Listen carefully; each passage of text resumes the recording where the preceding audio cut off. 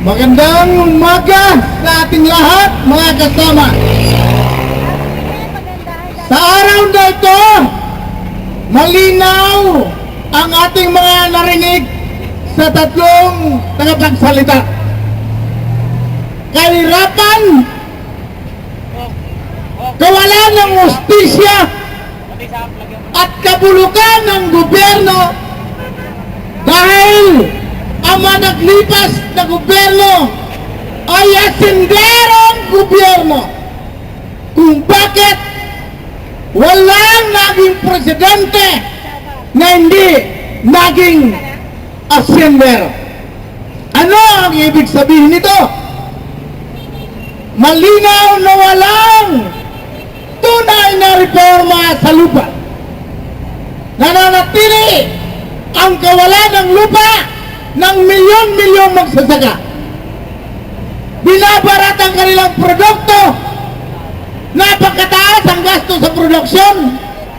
Biktima ng karahasan, pang-aagaw ng lupa, at gayon din ang pagpaslang ng mga militar sa mga magsasakang lumalaban para sa tunay na reforma sa lupa.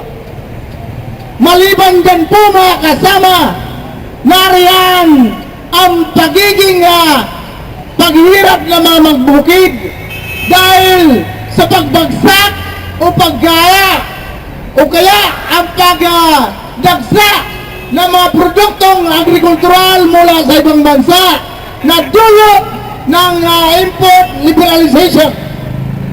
Sa ganitong kalagayan, sino ang kumikita?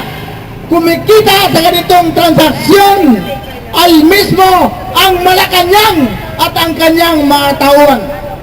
At siyempre, ang kanyang mga kasabwat na mga negosyante na kung saan isa sa mga nagpapahirap sa mga magbubukid. Gayon din, mga kasama, ang luma, mga pulisiyang, mga anti-mamayan, anti-magsaka ng mga pulisiya ni Noynoy Aquino na ngayon ay patuloy na naglalagay sa lubog na kahirapan ng mga magbukid at ng mamayan. Dahil nariyan ang patuloy na pagtaas ng presyo ng langis. Ano ang epekto sa buhay ng mga magsaka sa araw-araw? Siyempre, mataas ang gastos doon sa mga paggamit ng mga fertilizer. Mataas ang singil sa patubig. Mataas ang singil sa paggagamit ng mga makina na gumagamit ng mga langis. Kung kaya, mga kasama, sa ganitong kalagayan, walang ginagawa ang gobyerno na pataasin ang kabuhayan ng mga magbukid.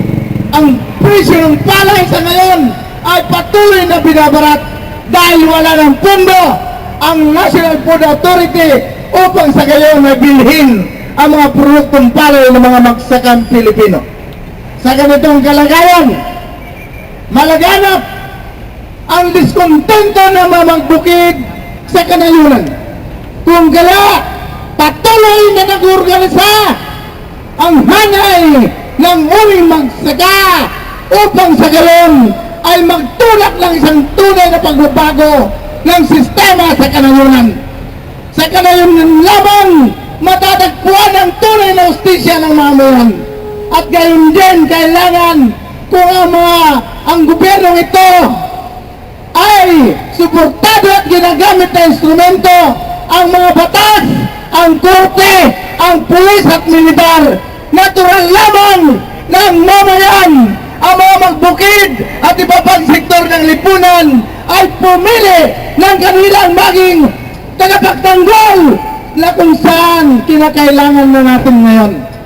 Kung kaya, mga kasama, ang 25 taon na Mindoro Massacre, nananatili na walang lupa ang magbukid, nananatiling walang hustisya ang mga naging biktima ng massacre, nananatiling lugmok ng kahirapan ang mamayan, nananatiling walang katarungan panglipunan.